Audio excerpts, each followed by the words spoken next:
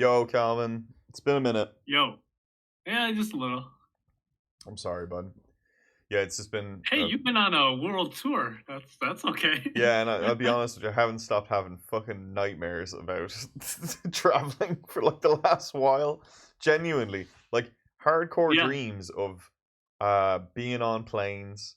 I had one there the other day where I was at the airport with two other people, and at the airport we booked a ticket to go to China, to do a 20-hour flight to go to China. And I was like, okay, so now we got to figure out what we're going to do. When we get there, we got to go research. Now we got to go and take a look. We got to book a car when we get there. And I was like, full anxiety breakdown. But that led me into my second dream that happened right after that one, which was an absolute classic. I'm fully. This realm does not exist. This world doesn't exist. I'm at the airport. I have a flight. They call the booking. Scan my boarding pass. Get onto the flight. Sit down. I got a window seat. We get delayed 20 minutes. How the fuck do you turn this thing off? That's so annoying. We get delayed 20 minutes on the tarmac. I need to piss. I need to piss real bad. Real bad. So, so I end up pissing myself to the point where I just flood like the entire area around me, and everybody has to get off of the plane. They can't take that plane anymore because it's too unsanitary for people to fly on that plane. And I'm like, great, cool. I just had like I'm pissing myself dream, and everybody had to get off of the plane. It's like, these are my two worst nightmares of all time. Just like strapped up between the two things. It's like, fuck's sake. Yeah. Then of Terrifying. course you actually got up and then actually had to pee, right? Because that's usually how it goes. I don't know. I think so. Yeah, I don't know. I can't remember, but I hope so. I fucking hope so. I don't know where it bloody came from, but Jesus Christ, yeah. So I've just gotten strapped in. Um, Cool, but yeah, I've cool. been flying around a lot. So with Valentine's Day, the girlfriend coming in, we had our anniversary. So we I flew to Boulder during for an emergency, and I stayed there for a week. Oh, So I made it back to Colorado for just a week. Then we flew back together. We kind of like resolved the issue, flew back then to Ireland, and then stayed for a day. And while we were at the airport in Colorado, we decided what we were going to do basically with the 10 days that we had. So we decided to fly to Amsterdam from Ireland and then train down to Paris for our anniversary and for Valentine's Day. Of course, no clue. We've got nothing booked, nothing at all. So we're at the airport, just bunging it in. Managed to like align everything, find tickets. Everything was kind of right. We didn't have hotels booked for anywhere, including like Amsterdam. Like I was at the airport in Ireland flying to Amsterdam. We didn't have a hotel booked. So I had to go and it was just like that all the time. It was like that in Amsterdam yeah. as well too. It's like, hey, we're gonna take the train tomorrow to go to France. Well, we're gonna go to Paris during like one of the busiest fucking days of the year. We've no hotel booked. Okay, well, let's see what we can get. Like we don't even know. Yeah. So we managed to get some, like actually genuinely reasonable places, and we had a feckin' wonderful time with the whole thing. Just running around the place, just being crazy. Yeah. Hadn't Yeah. seen my partner, my girlfriend, in 2 And now months. everything's Yeah, still easy to book just using English, right? yeah, yeah, yeah. Of course, yeah, Okay. yeah. I mean, Nice. I just like think to myself of just like pre-internet, or not even pre-internet. It would have been you would have had to do these types of things anyway, right? You would have looked up like a travel guide or travel, talk to a travel agency Mm. and had them book everything for you, right? Or you would have just like kind of no looked it. And I know my parents did a lot of that as well too, like when they were traveling with me when I was a kid, and they would just end up at a place, and you know the goal of the day would be to like find a hotel, just find, you got to find the hotel that you're going to stay in for that night. So I know Yeah. that happens. It's definitely, it's definitely a thing, but like Yeah, it's weird, I guess, in this digital age. Like everything's random access memory, so it's like, yeah, I can just go to my phone and just like Google it and just grab a place, and I don't even need to talk to anybody. I can just look at some Yeah, pictures and reviews and then just go, and it's kind of easy, but it still feels like stressful. I don't know, or at least it's taken an hmm undue stress on me. It's supposed to yeah, be like a vacationy thing, but yeah, what you gonna do? You know, unbelievably privileged to be able to do it. So I'm gonna take it for sure. everything I can. You know, What kind of takeaway did you have from your travels? let's see. Um, Give me some game design takeaways, because you got to be thinking about game design 24/7. yeah, absolutely. So for sure, it's really funny. Like, I don't know a lot of French, but I knew enough to semi get by. But like, I don't know a lot of languages. There was a time there I was at the Louvre, and there was a guy speaking Italian. And I don't know any Italian, but everything is social cues, right? Like everything is social cues. Like all the way down to Mm, even just like how signs or everything are laid out. It's all social cues. But the guy talking to me, like I understood exactly, like he needed some help. Like the guy needed help, and he was looking for somebody to catch his eye to like try and help him. yeah, And I knew he needed help with his locker, and I knew he needed help, and he was trying to figure out how the whole thing went together. He didn't speak a lick of English. I didn't speak a lick of Italian, but I knew his plight. I knew exactly how he was feeling, and those are the types of things you just don't necessarily get when you're like not, I don't know, talking to somebody who's not speaking, not necessarily speaking your language, but is still like an open person. There's a lot of people who don't speak your language. I feel like, and they're kind of closed off people at the same time too. So it's just ifs and ahs, but um, it was just a big thing. It's just a lot. Obviously it's just a reaffirmation that everything kind of comes back down to social cues. You a well, that train. makes me think of The Sims and their language. They're wildly gesturing. You have no idea what they're saying, but you're like, I know what this guy's. No, for sure. But like, yeah, like the trains work the same way. Like trains are gonna come on time. If you know where to look at any train station, where for the signs, like where the signs, that they're gonna come on platforms, so you go to the platforms. Now, if the numbers and everything else were in different, symbols and whatever, like if you were in Egypt, right, it's all different symbolic numbers. Yeah, sure, you got to learn a little bit more to like get the most out of it. But 1 to 10 in Egyptian's like not that hard as well too. So just like there's just, I don't know. It was fun like that, just fun like that. I also got that the Yeah, French don't, obviously another reinforcement that the French don't like English at all. They just hate anybody who doesn't speak their own language, especially good to know. old school French. So probably don't take a taxi when you get to France because they don't they don't enjoy it. Um, but yeah, that was it. Plenty of other things. Uh, I guess the last thing I will say is Alexandra and I were talking about this, and mostly I was kind of bringing it up because of the amount of different places I've been in the last 6 months. Um, there is a like what I was thinking to myself, what is my process for booking a place and figuring it out, right? And what I mean by figuring it out is like going to an area that you don't know is a daunting task. And there's like two different ways to kind of look at it. There's a macro and a micro side of things where it's like, if I'm only going to spend a little bit of time in this place, how macro you get is probably better than how micro you get, depending on what your kind of like overall objective goals are, right?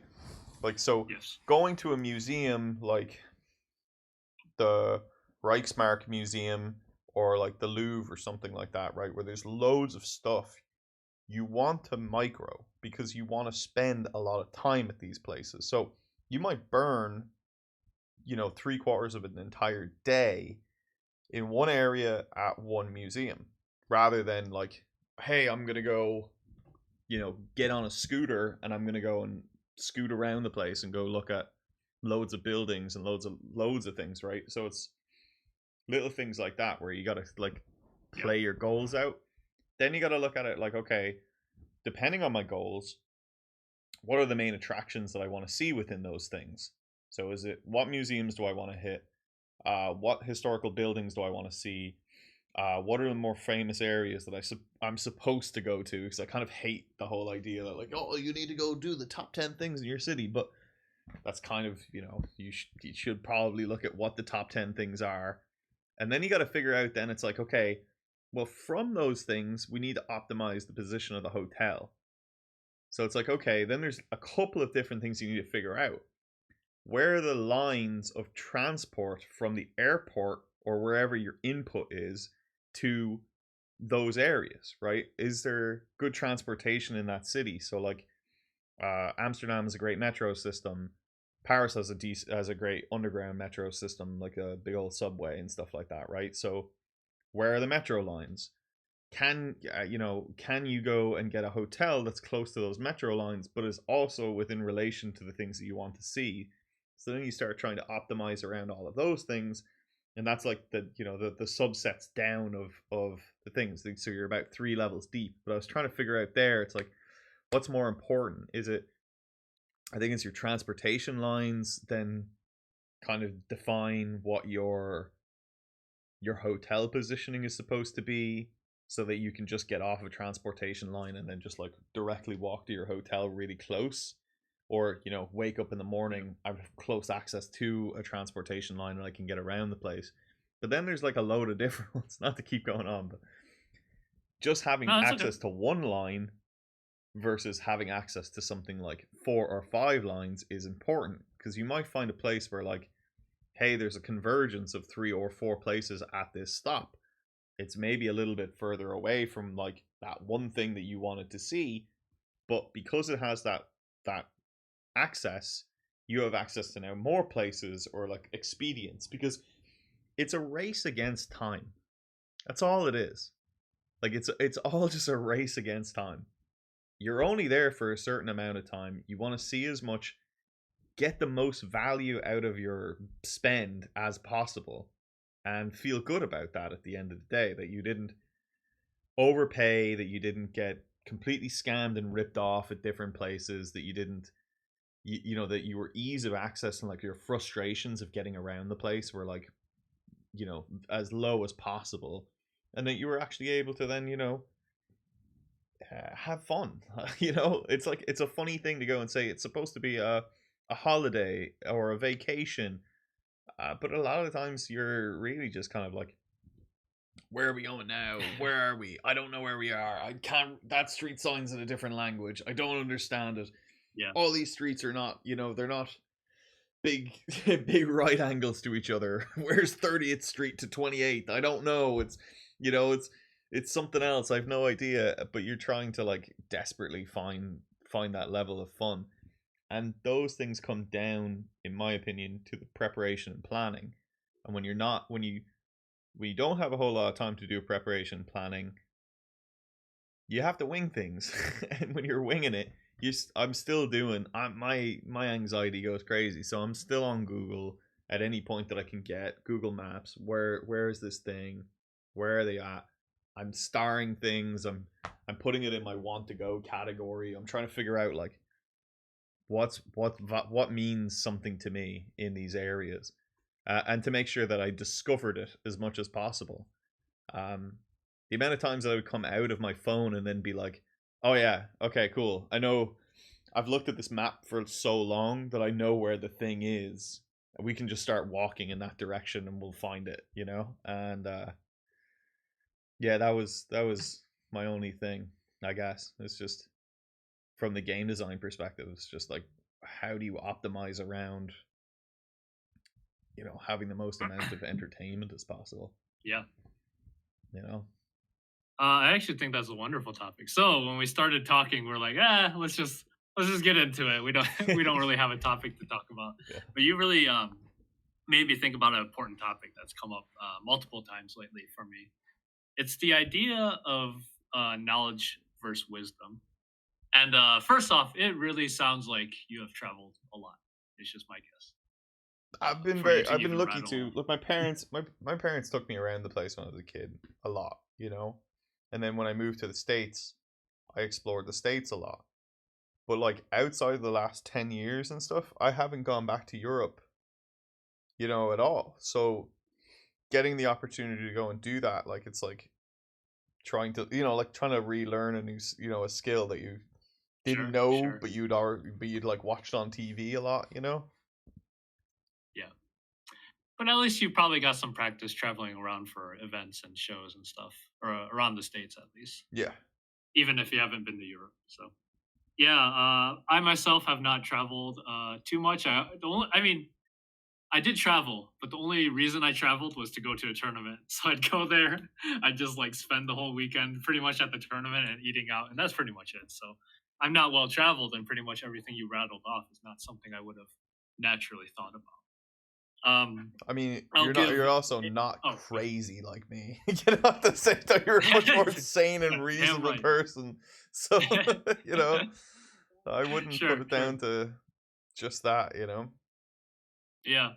A quick analogy before I move on to the knowledge versus wisdom topic. So, Tekken 8 just came out like a month ago or so, and I've been playing that.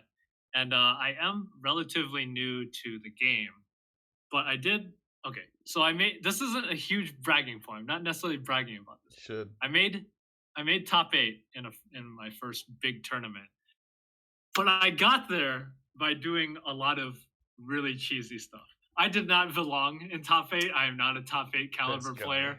I This just guy. it's kind of similar to what you said. You're like, because I'm like, I don't have much time for this game. I'm gonna look at it from a macro level, and I'm gonna find the cheapest strategy that people most likely won't know how to counter. So I was cost efficient there, but I paid a price. I could hear people standing behind me, like talking about me. They're like, "Oh, okay, so Calvin likes doing this, this, and that, and he likes doing this. You can just counter with this." I was like, "Oh man, next tournament is gonna go very bad." But at least I made my mark in this first tournament. So You bought it's yourself time.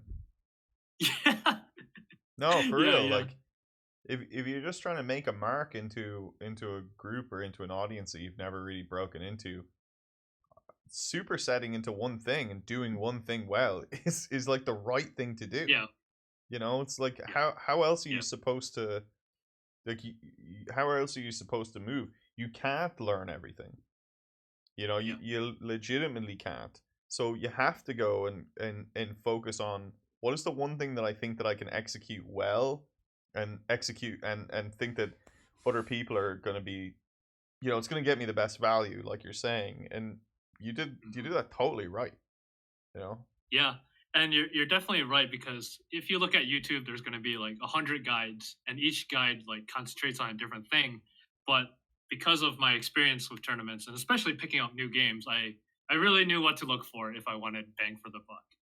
Especially in And Tekken. yeah, yes, The especially in Tekken. heaviest That moveset characters of any yes, fighting game, period. yes. Yeah. It's 100 moves. It's like how do you know which ones you should be using? And actually, this is related because a lot of the moves I used are not recommended. Hmm. People will say, "Don't use this. This is easily punishable and whatnot." But I knew that the people wouldn't have the knowledge to necessarily counter it. So you have to go against the grain there. I love it. But to tie this back to game design, let's see what has been happening a lot. Just and you know this. This is not like anything recent. It's just throughout the course as you talk to other game designers. Uh, there's a the difference between knowledge and wisdom. A lot of people, first off, do not like making small games. Like as a new game designer, they do not like doing it, and they usually think they're ready to make a big game. And maybe they watch a lot of YouTube videos that say, "Hey, you need to do this." So on paper, they know exactly what to do, but because they haven't put in the reps and they don't have the experience, it is very, very different. And there was a person, like a relatively new person to me, that he recently quit his job and he wanted to do an indie game studio. And he said he wants to just make small games so he could build the intuition about game feel, about all these other parts of game. And I Mm-hmm. thought that was wonderful to hear because a lot of people tend to be like, oh, yeah, I know game feel. I'm just going to make the best game ever. But intuition is built off of, or intuition comes from expertise. So if you want really good intuition, you do need to put in the reps. And I guess I wanted to hear your angle of thought to that because it's something that comes up very often for me. Mm-hmm. And I guess I can't, it's, I don't know the best way to say it other than like knowledge is very uh, deceptive, I guess. Because you may have the knowledge. I may have the knowledge of how to travel in France. But then like as soon as I haven't planned for it, it's like, what do? I would struggle. Mm-hmm. Yeah, no, I hear you. Look, you're totally right. I love that you who's the guy who's trying to do that? Go just build small games. Just a local person Oh, okay. that's around you. Like I just I love the idea of it just because you know I mean we fucking yeah we hear this all the time. I see this all the time. It's like and we were talking there about that Stormgate group as well too. You know Mm, the other week. yeah.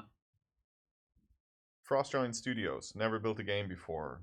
Bunch of people drops out of a different studio, and then they all decide to like we're gonna make the biggest RTS ever, and we're gonna go and rival our previous studio of making RTSs, right? And it's like, Yeah. all right, did you need to do that? You know, like did you need to go and now if you saw their like latest video or something on their YouTube, they're No. desperate for equity, right? They need money to like complete the game, you know. So it's like Oh God.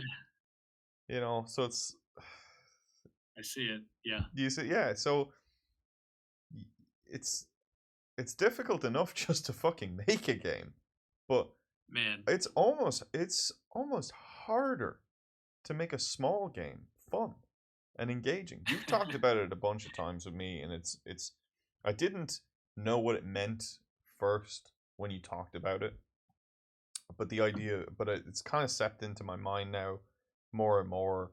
But elegance in game design, right? The idea that the smaller the atoms, um, and the better it fits together, the you know the more that you can get out of that puzzle as it spirals out. But you know,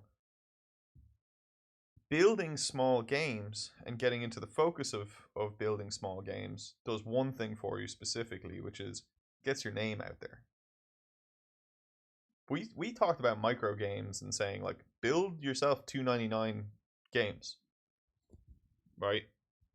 $2.99, build them, get them out there, ship them, get something to the market, because the quicker that you can go and put something out and prove that you've actually like one can build something, you're capable of build something small, entertaining, that's like a 2 hour experience, it's worth my money even at that small price point, the quicker you can get a following, that little bit of a following that you can then push on to then your other products, and then just keep putting stuff out and engage more and engage more.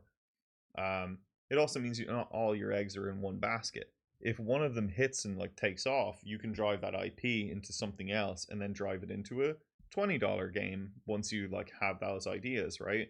A $2 $2.99 game can still net you significant revenue over the long scale of time, you know. So it's like there's great benefit to be able to just keep doing that and keep doing that. I think also just seeing the results is really important, you know?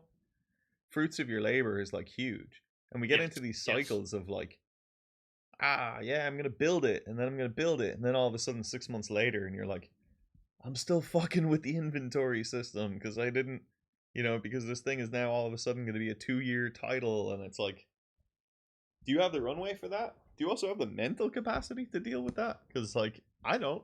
I think I, I'm breaking up. Oh, sorry. I think when you move the laptop, the bandwidth struggled. I don't know if I'm in sync yet. oh, you're fine. Can you hear me now? Am I Okay. back? Okay, you're good. You're good. You're good. All right, keep that laptop still, and we're good. Sorry. But yeah, It's so okay. it's. I think it's just I just love the thought process behind it. You know, to get better at something, you got to put in the reps, as you said. Mhm. To Yes. put in the reps, you have to do it. You can't just mentally concept being able to do it. There's a difference between watching something 1,000 times and actually doing it 1,000 times. and you only need a small amount of times to be able to do it. The amount of times I've seen engines getting broken down and rebuilt is crazy, but I've never broken down an engine and rebuilt it myself. Would I say that I'm comparable, like that I have the mental capacity to do it? Yeah, but would Yeah. I say that I could do it and then turn it back on again and the thing wouldn't blow up in my face? Probably not. You Yes. know. Exactly. Um. Yeah. So it's like I know. I wish that person all the luck in the world. You know. Um. But you have to work at it. You got to work at it.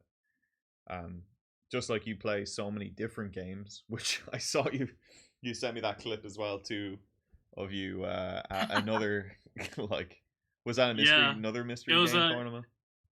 Yeah, it was a clip where the guy wanted to play this game called Rounds for his birthday because he really liked it. So he ran a tournament bracket for Rounds.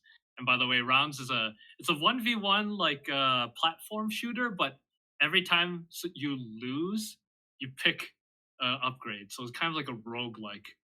It is a roguelike 1v1 shooter, and yes, the match came down to the wire. I had to go against a Rounds veteran, but I held my own. I did all right. That was some cheesy ass shit though, for sure. You know, like this character just Yeah. keeps life stealing every time that another character is close by it, and there's only one other character close by it. And it's like, all right. I like looked at that and I was like, those lifesteal values seem fucking off. like that seems Yeah. overpowered as hell. Like some Well, like a roguelike, it is in balance, so that was yeah. part of it. For Yeah. God's sake. But tell me though, what was this tournament, the fighting tournament that you were at? Where'd you end up? Yeah, it was just a local monthly tournament because at fighting game events they run multiple games, so Hmm. it's never just one game, and they had like 7 different games. And yeah, Tekken was one I entered, and then this random one. So Did you play it's good in fun. both? Did Hmm? you play in multiple or what? Yes, just those two. Uh, I can only juggle like one game at a time, so I stopped playing Street Fighter, and I was like, all right, let's pick up Tekken. So Okay. in an ideal world, when I'm making money, I can join every game and do well, but it'll wait. That will have to wait. Did you get anything out of that for eighth place? I did not. No. It's usually just top three Hmm. payouts, but I've been paid in the past. Is not anything to write home about, but Oh, I know you there have. are That's why I keep saying to you, I want you to quit everything and just go as hard as possible at Yeah, the no, fighting no, one game day, one stuff. day. um, My secret plan that I'll reveal here is that if I have made enough money with my mobile game, I'll just like if I'm getting my ass kicked, I'll take out a $20 bill and be like, "Hey, let me hit you for free," and I'll just let, just bribe just let them and me I'll just win. launch them in the air and just destroy them or Just let me something. win. No, I love it. I love it. I love it. Yeah. So I mean this topic of I mean I can't say it enough. Like not only do have we talked about it multiple times, but this is something that in general people always give advice to for new game designers and game devs, but it is not something that happens often. And you know, I don't even know how to communicate it out to people. It's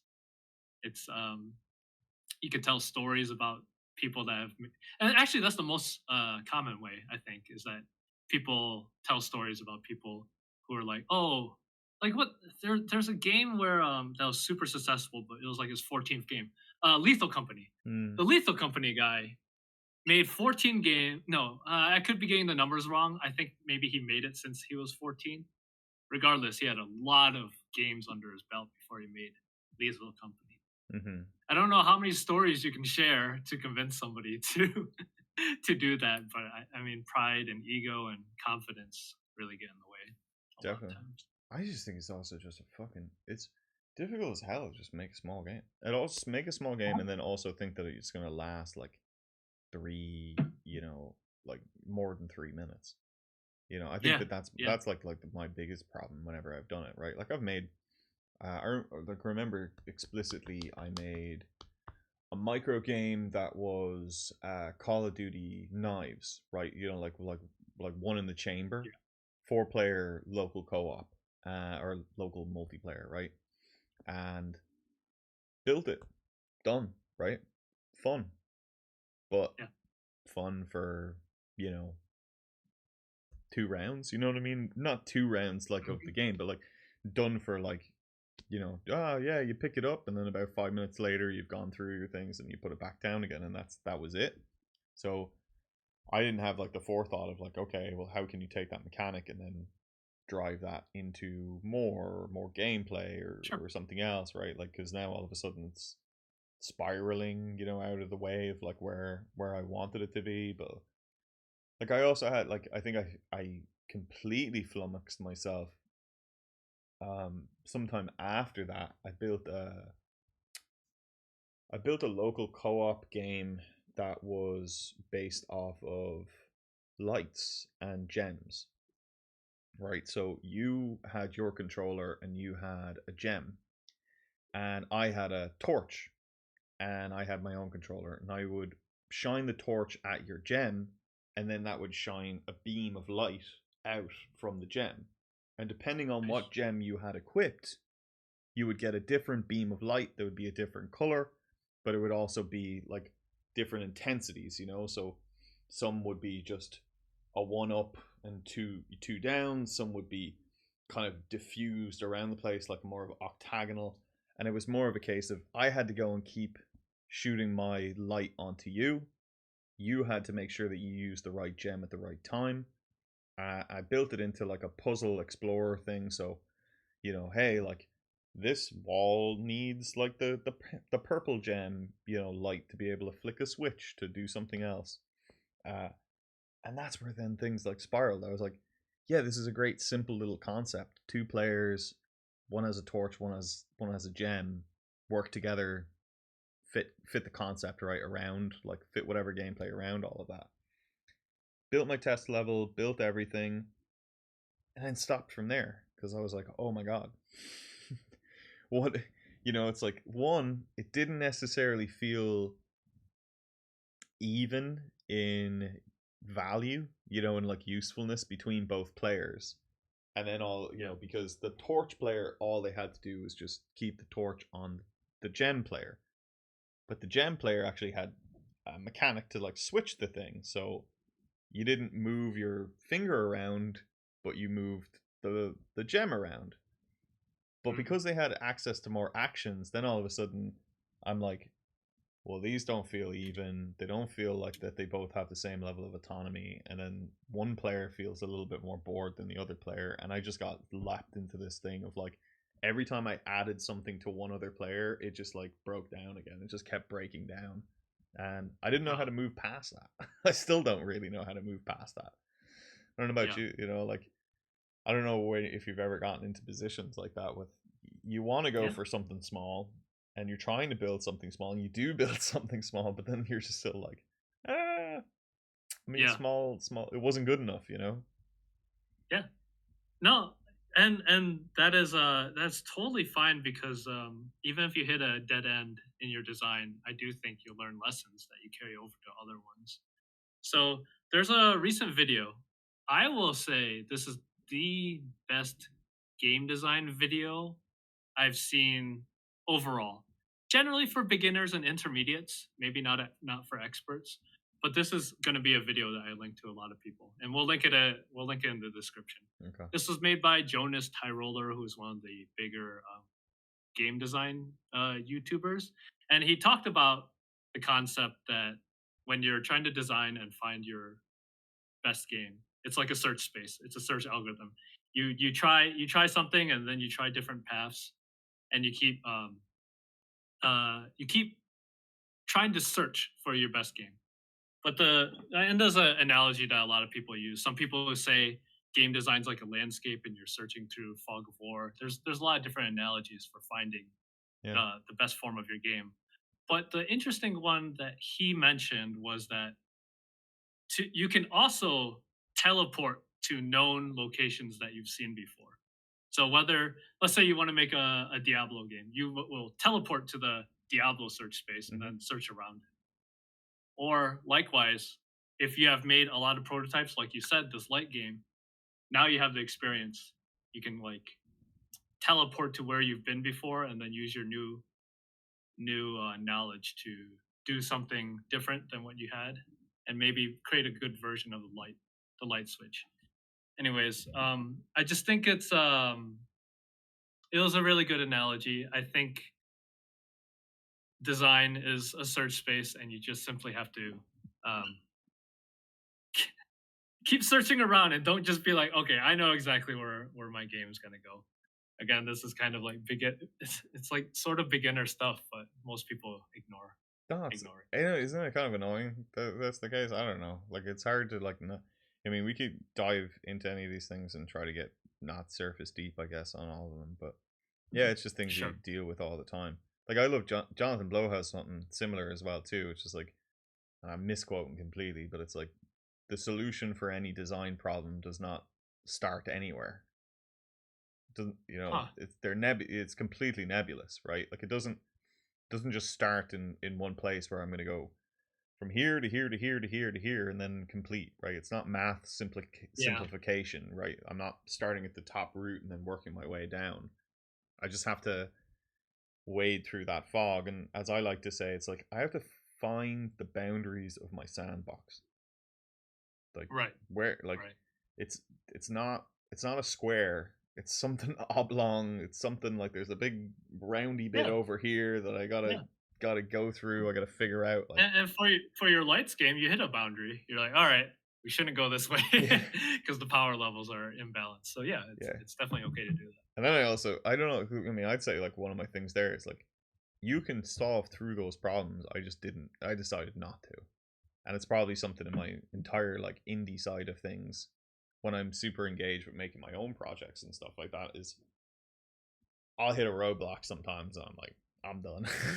I'm that. over, you Yeah. know, like I'm over it. Like Sure. the spirit is done. Because I'll sit there and I will think noodle and work through like my commercial side, right, which would be to get on the whiteboard, work through the problem, figure out the solution. Yeah. But I think there in that individual point, I really like needed external feedback and function to be like, okay, how do we resolve this? Because my first inclination was to go and, or not my first, but like an inclination I had was, well, if the gem player can switch gems, why can't the um light player switch lights?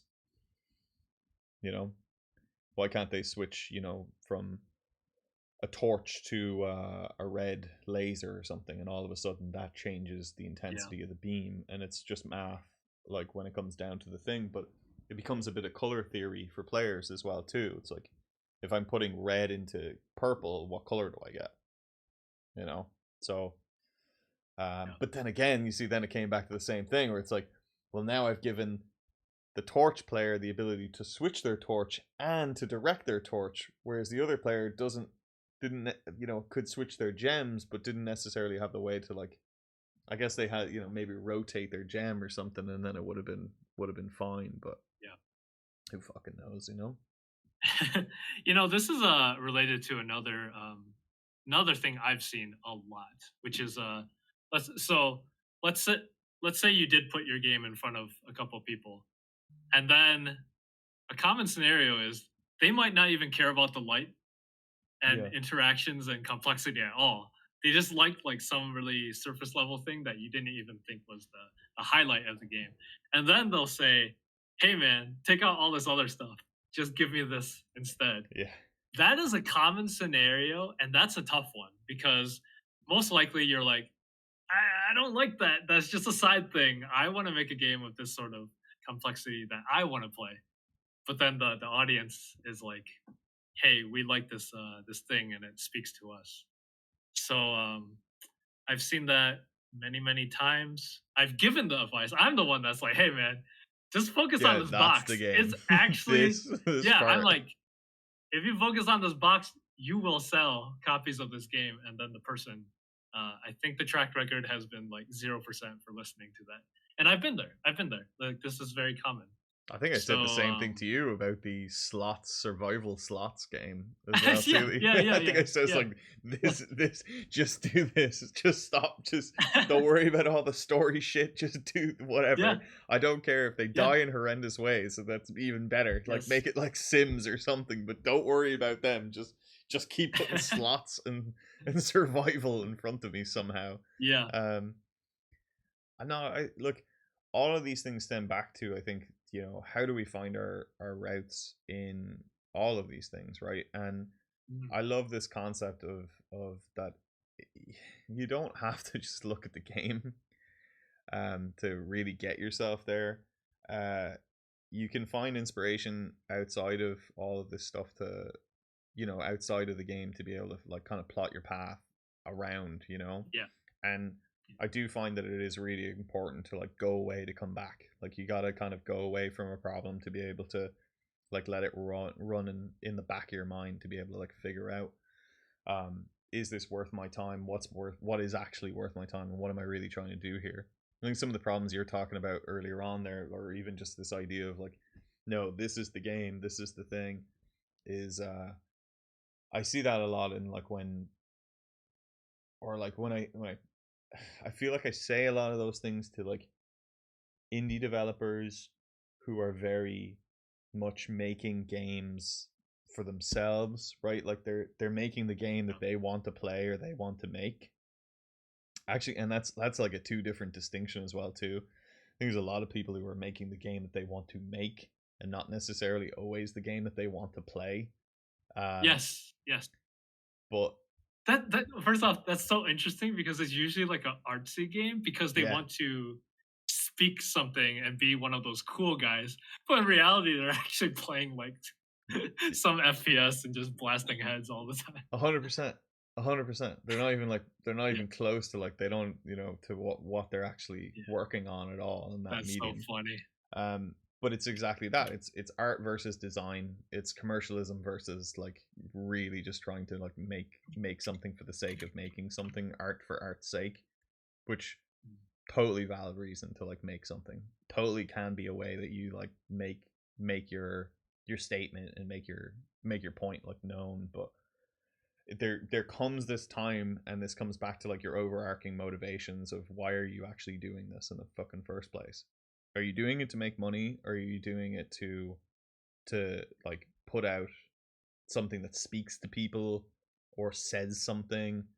You can do both. You can do both, but they tend to be kind of at odds with each other at times, and you have Yeah, to like find where your price point is, find where you at least you're like hierarchical. Why am I actually going to go and put all of my time, effort, money, whatever into this whole thing? Because you could be doing something else. You could pick up yeah, the guitar. You could start a band. I'd get the spoons out for you, Calvin, and anything. We'd be doing it right, like, um, because there's plenty of ways to make money. There's plenty of ways to do any of these things and spend our times, and God knows sitting in front of the computer for even longer in the days. I don't think if you do it already as a job and a career, it's not my cup of tea. Not mhm, anymore, at least, right? Especially if you're going to be yeah, gaming. So I'm going to go to work, sit in front of the computer for work, then game, sit in front of the computer for gaming, and then what? You're going to sit in front of the computer and then make your game.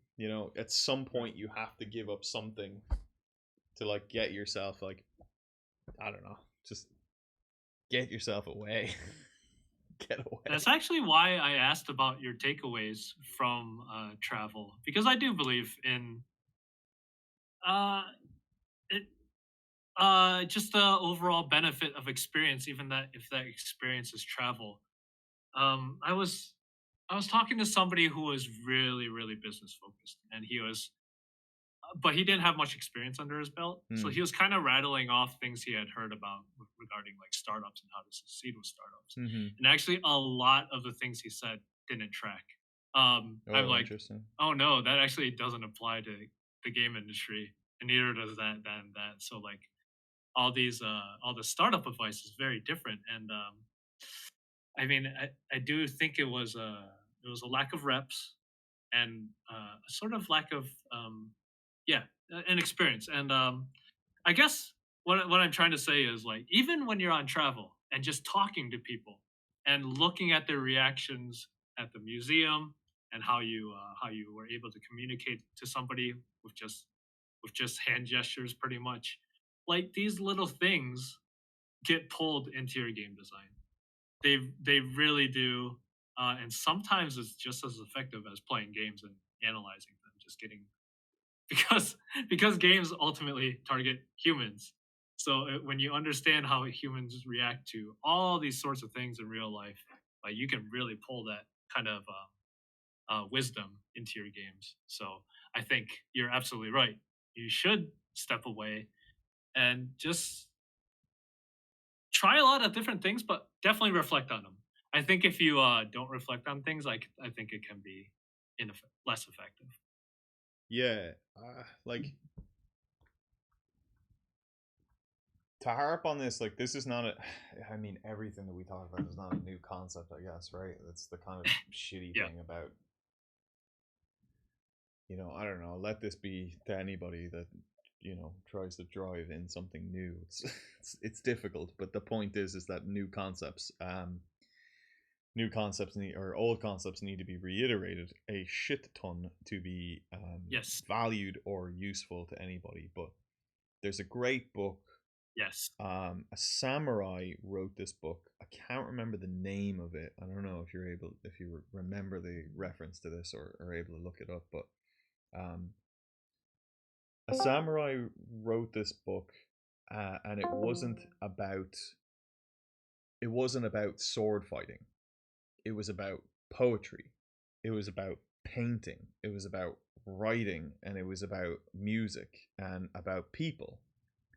And the more important thing that he goes and tries to get across in this idea is that you have to be a well rounded individual in all of the arts and all of the forms to be able to craft your own existence at the same time too. So to be a master of the blade was not necessarily to just study the actions and the movements, because all that gives you is technique, and it gives you a patternized technique.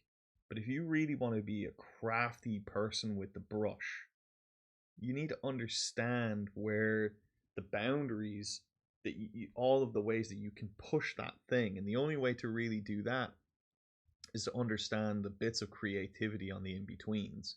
If you can pull something from somewhere else, which plenty of people do, right? Like, um, pull something just from somewhere else in your life or some other tactic. Pop music fucking does this all the time, right? Oh, I had a breakup. My breakup story. Oh my god, like my heart, my feelings, my emotions, and then they Yeah. pour that Yeah. into writing a song, right? And that song becomes some number one hit and blah blah blah. It didn't just come from music or other music. It came from life experience and from being out in the world. And that's I desperately want people to get away from the computer to be able to Yes. experience those things, because you have to. You have to take breaks away from these things to be able to get there as well too. Um, Y- you know. You know, I did read it was a very inspiring article. It was titled how to become the best in the world, basically, in something. So to be the best game designer, probably pretty hard. Um, but the thing is, there are multiple dimensions. Like to be the best game designer and also the best sushi chef in the world. Let's just Mm-hmm. say that you can reach like the top percentages of, because there's very few people that do those. And really, the point of that, if you think about the game design space, there are a lot of blue oceans everywhere. It's just that you need to take your life experiences, what makes you unique, and then put that into your art. And like, I'll use a real world example. So was and still am obsessed with idle games. So then when I journeyed into game design, that was super beneficial for me because there's not too many people that study idle games as much as I do, and I applied that to like basically every genre, Mm-hmm. and I was able. I won't say be the best, but I was able to create designs that are really unique because I use my expertise and put it into there.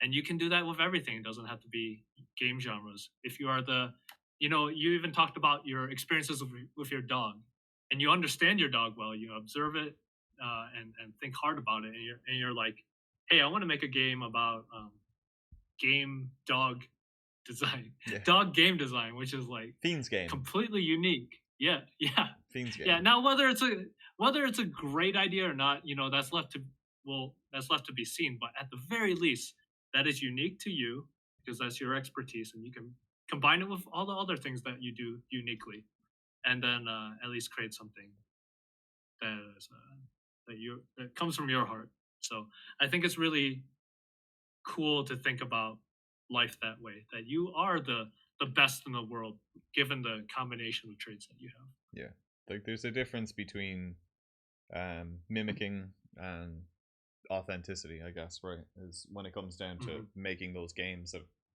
you're more, I guess, art based or something. I don't know. You know what I mean? Rather than even in commercial sides of things as well too. If you don't know your marketplace and you don't know your space and you don't know what like, hey, what features did Marvel Snap bring in the last while, and why did they bring it in, right? And understand from the trending charts, like, oh, like their D14 was looking really poor because the game had been out in market for a while. It's like, okay, well, we needed to look at, why the thing is not performing well. How did we increase our retention past those days, but also like how did we increase monetary, like, investment past those days? Like, okay, we dropped a feature here, but why did they choose that feature?